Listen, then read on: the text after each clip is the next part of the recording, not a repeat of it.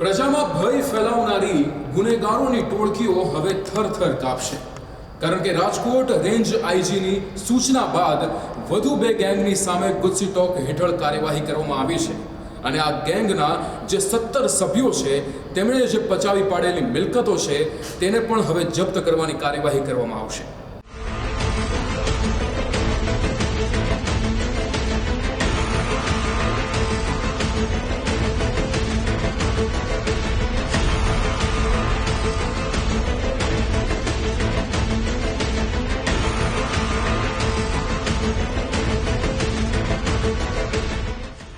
રાજકોટમાં range IG Nirlipt રાયની કડક સૂચના હેઠળ સંગઠિત થઈને ગુનાખોરી આચરતી વધુ 2 ટોળકી પર ગુજસી ટોકનો ગુનો નોંધવામાં આવ્યો। સામાન્ય લોકોને સંગઠિત થઈને પરેશાન કરતી માથાભારે ટોળકી વિરુદ્ધ કડક કાર્યવાહી કરીને આગામી દિવસોમાં મિલકત જપ્તની કાર્યવાહી કરવામાં આવશે। રાજકોટ ગ્રામ્ય વિસ્તારથી લઈ સૌરાષ્ટ્રના વિવિધ જિલ્લામાં ગુનાહિત પ્રવૃત્તિ આચરતી ગેંગનો મુખ્ય લીડર રણજીત ઉર્ફે રાહુલ ઉર્ફે કાળિયો સોલંકી છે। આ ટોળકી સામે ગરફોડ, વાહન ચોરી, હત્યા, ધમકી અને પ્રોહિબિશનના સંખ્યાબદ્ધ ગુના નોંધાયેલા છે।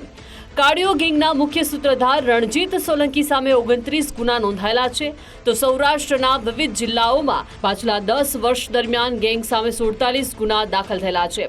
આ ટોળકીની સામે ગીર સોમનાથ, રાજકોટ ગ્રામ્ય, અમરેલી અને જૂનાગઢમાં ગુના દાખલ થયેલા છે, તો જામનગર, સુરેન્દ્રનગર, ભાવનગર અને બોટાદમાં પણ ફરિયાદો પોલીસના ચોપડે નોંધાયેલી છે।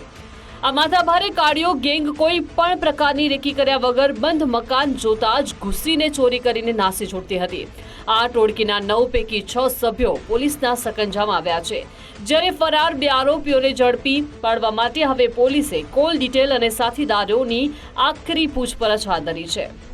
રાજકોટ ગ્રામ્ય જિલ્લામાં માનનીય નાયબ પોલીસ મહાનિરીક્ષક શ્રી નિર્લિપ્ત રાય સાહેબના માર્ગદર્શન હેઠળ કાળિયો ગેંગ જો લાંબા સમયથી રાજકોટ અને આજુબાજુના સૌરાષ્ટ્રના અન્ય જિલ્લાઓમાં પ્રોપર્ટી ઓફેન્સ અને અન્ય ગુનાઓમાં સંડોવાયેલી હતી, એના વિરુદ્ધમાં ગુજસી ટોક હેઠળ ગુના દાખલ કરવામાં આવ્યો છે અને આ પૂરી ટોળકી વિરુદ્ધમાં ટોટલ 47 જેટલા ગુના દર્જ છે અને ટોટલ 9 આરોપીઓ આમાંથી છે। આમાં 6 આરોપીઓની ધરપકડ કરવામાં આવી છે, 1 આરોપી જ્યુડિશિયલ કસ્ટડીમાં છે અને 2 આરોપીઓને શોધવાના પ્રયાસ અમારી ટીમ દ્વારા ચાલુ છે।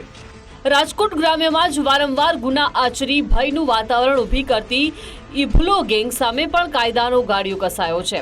આ ગેંગના મુખ્ય સૂત્રધાર ઇમરાન ઉર્ફે ઇમલો કટારિયાની ધરપકડ કરવામાં આવી, તો ઇરફાન ઉર્ફે ઇકુ જમાલભાઈ કટારિયા, હુસેન ઉર્ફે ભોલિયો મકરાણી, શકીલ હસન ઉર્ફે જમાલ કટારિયા અને હસન ઇસ્માઇલ કટારિયાને ઝડપી લેવાયો, જ્યારે સરફરાઝ ઉર્ફે નોડી શેખ, નવાઝ ઉર્ફે બાંબુટ પઠાણ અને શાહરૂખ ઇબ્રાહિમ માંડલિયાની પણ ધરપકડ કરવામાં આવી છે। આ ટોળકીના ઇમરાન વિરુદ્ધ 20 જ્યારે ઇરફાન વિરુદ્ધ 17 ગુના નોંધાયેલા છે।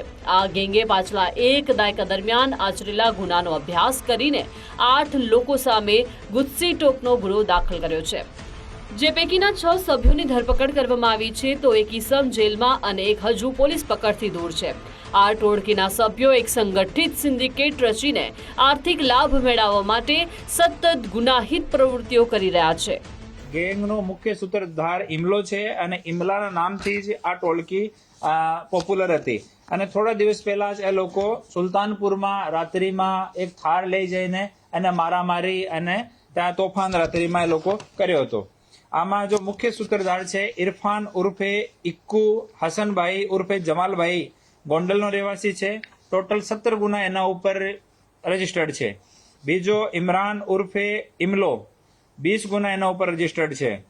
હુસેન ઉર્ફે ભોળિયો, 9 ગુના, શકીલ ઉપર 2 ગુના, હસન ઇસ્માઇલભાઈ કટારિયા ઉપર 3 ગુના, સરફરાજ ઉર્ફે નોડી એના ઉપર 2 ગુના અને નવાઝ ઉર્ફે બાંબુટ એના ઉપર 1 ગુના, શાહરૂખ ઇબ્રાહિમભાઈ પર 1 ગુના।